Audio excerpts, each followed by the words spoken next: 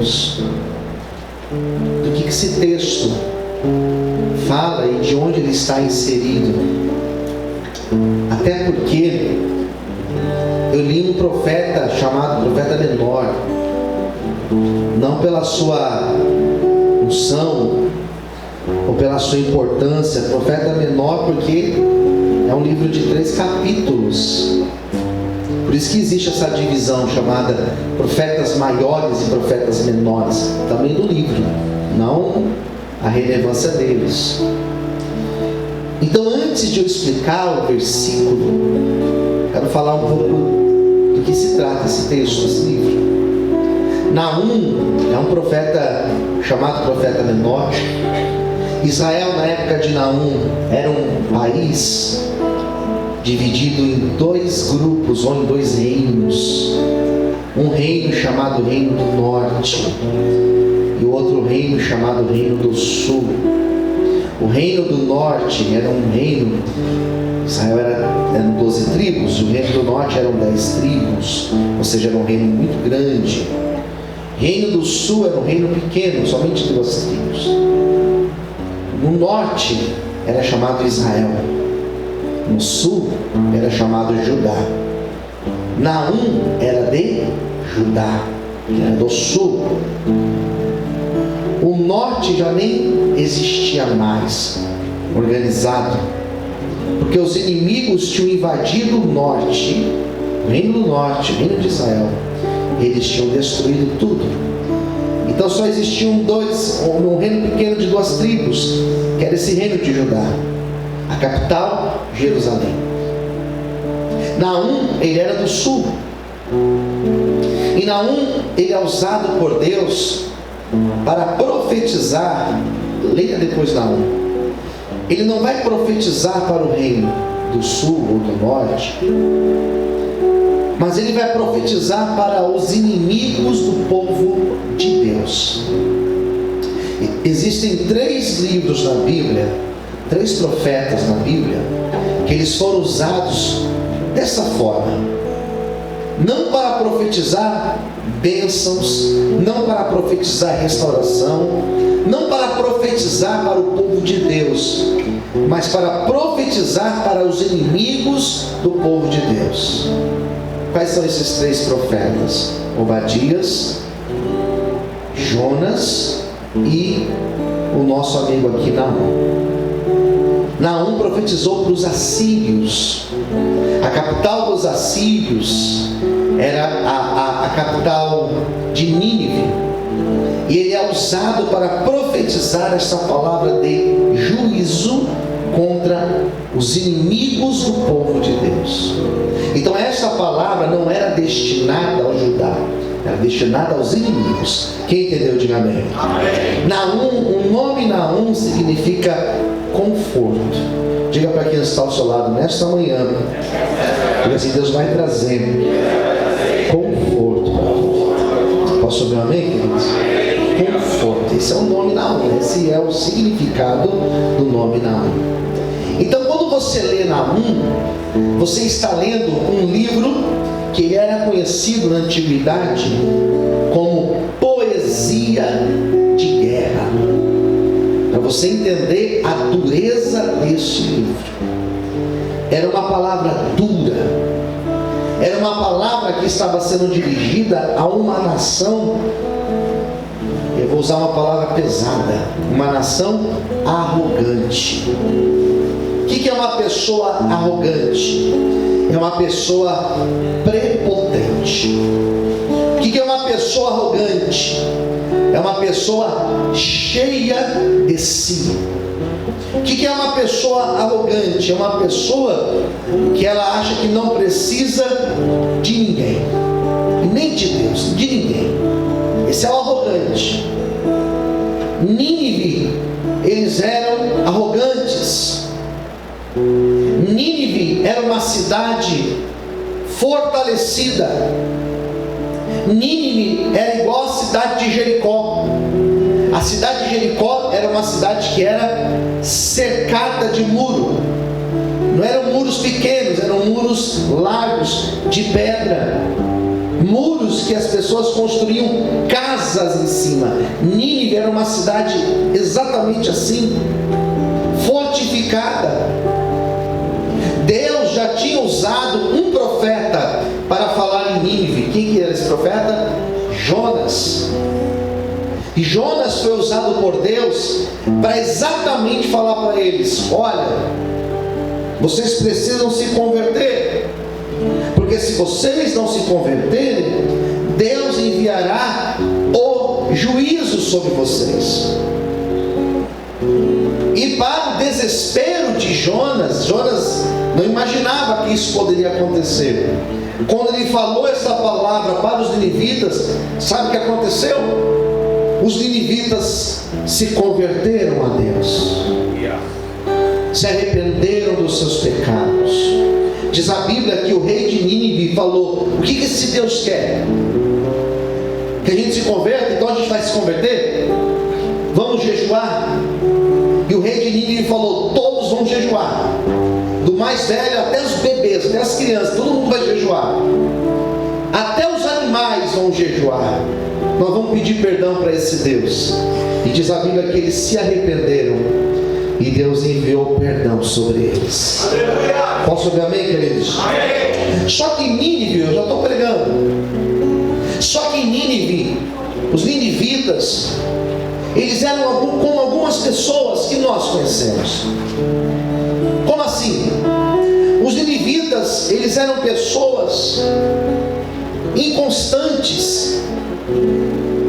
É aquele tipo de pessoa que nós conhecemos, que quando vem um aperto, que quando vem a luta, corre para a igreja, que quando vem a dificuldade, dobra os joelhos para orar.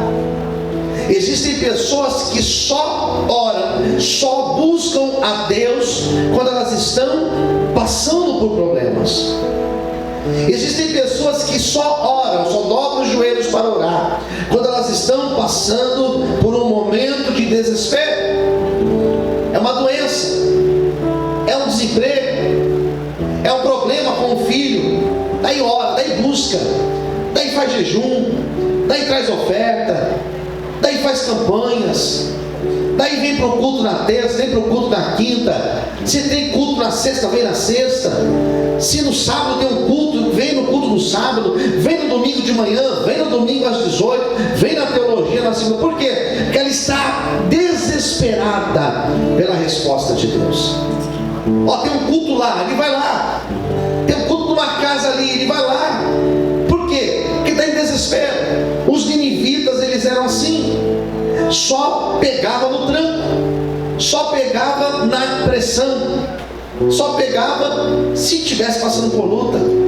Então eles se converteram, mas a conversão dos ninivitas foi uma conversão temporária. Parecia o povo da época dos juízes: se convertiam, as coisas melhoravam, desviavam, Deus não dava juízo, se convertiam, desviavam e ficava nesse ciclo. Parecia pessoas que eu conheço. Então eles se converteram, mas logo aquela conversão parece aquela palavra de Jesus quando ele falou das sementes que caíram no meio das pedras: não tem raiz, não tem profundidade, logo seca. Então eles logo se converteram, mas tão logo também eles se afastaram de Deus. Então Deus agora levanta Naum, esse profeta, para dizer para eles que enviaria o juízo sobre eles, porque eles eram arrogantes. Quem entendeu, diga amém. Amém. Então o profeta Naum, ele escreve esse texto que é dividido em 3 capítulos.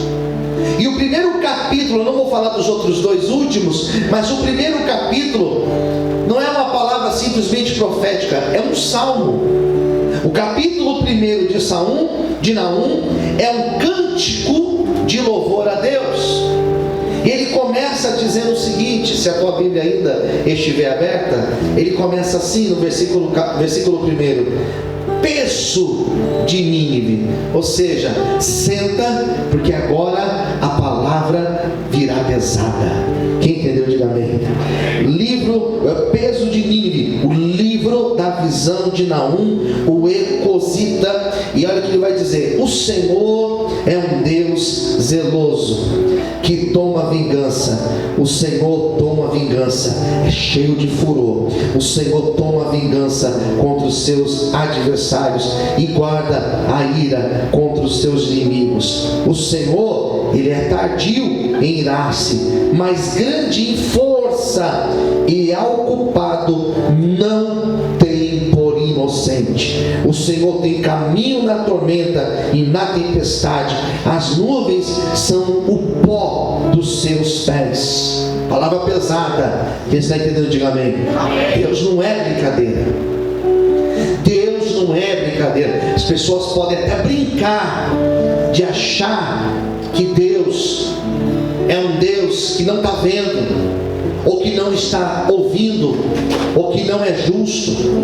O nosso Deus, Ele é amor, Ele é misericórdia, Ele é graça. Mas o nosso Deus, Ele é justiça, Ele é juízo. Deus se ira. E eu sei que nesta manhã esta palavra não é por acaso. Esta palavra é para mim e para você. Eu estou pregando um Deus de amor, um Deus que ama, um Deus que perdoa, um Deus que dá oportunidades. Mas eu também estou pregando um Deus que é chamado de justo juiz nas Escrituras, um Deus que abate aos nossos adversários. Eu não sei quais são os adversários que têm se levantado contra a tua vida, mas o Senhor, Ele vai abater, porque Ele é o Deus da nossa justiça. Aleluia! Você pode aplaudir o Senhor. Aleluia! Glória a Deus. Aleluia. Diga para o seu irmão do lado: segura aí que tem mais. Versículo 4: Ele repreende o mar e o faz secar. Quem seca o mar? Apenas Deus. Ele fez secar o mar vermelho, diz a Bíblia.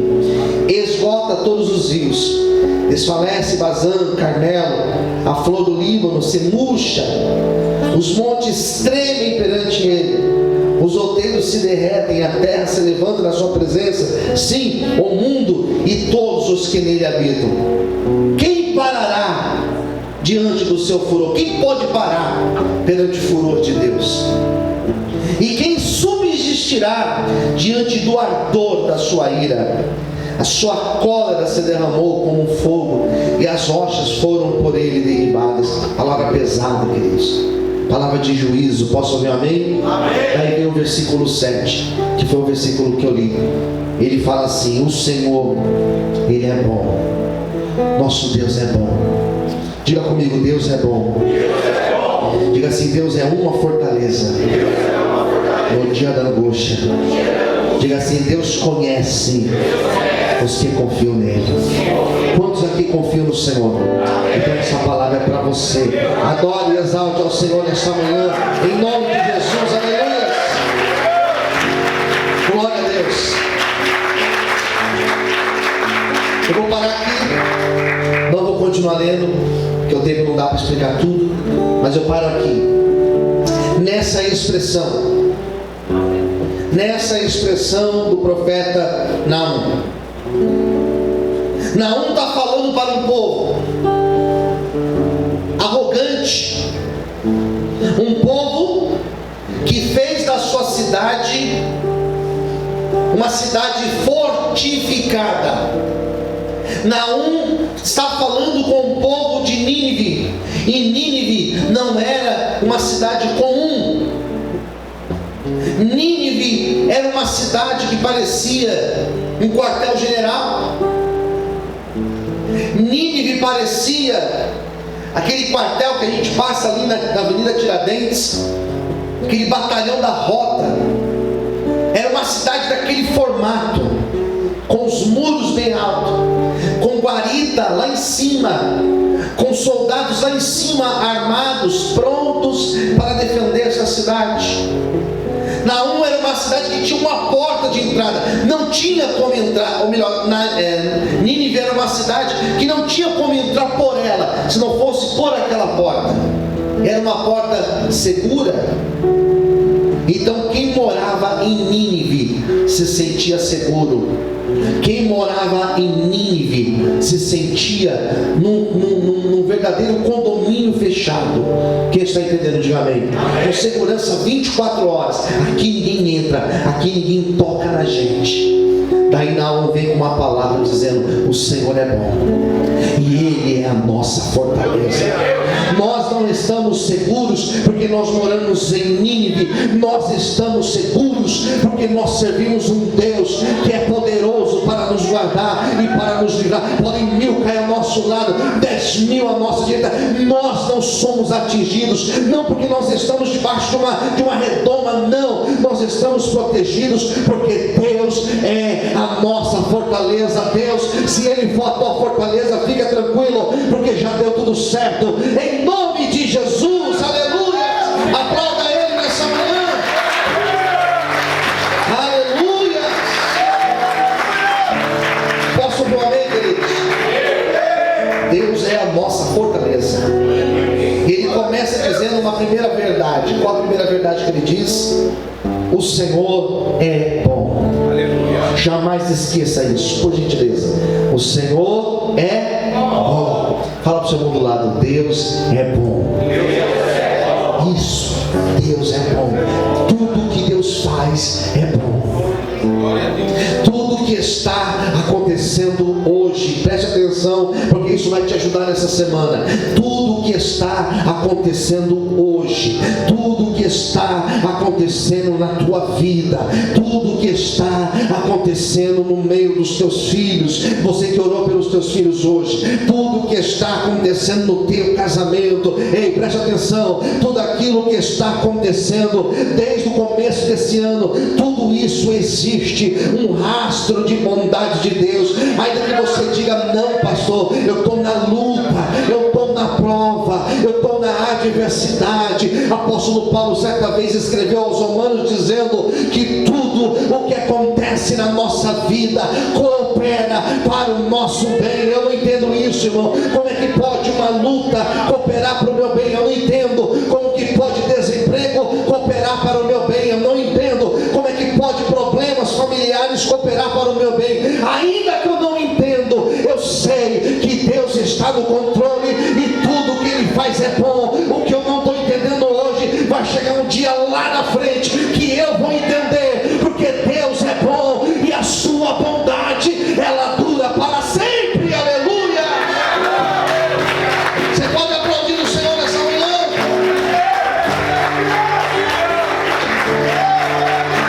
Aleluia. Diga comigo: Deus é bom. Deus é bom. E essa é uma das verdades mais incompreensíveis. Essa é uma das verdades mais incompreensíveis da fé. Essa é uma das verdades mais difíceis para um pastor ter que pregar num culto de domingo como esse.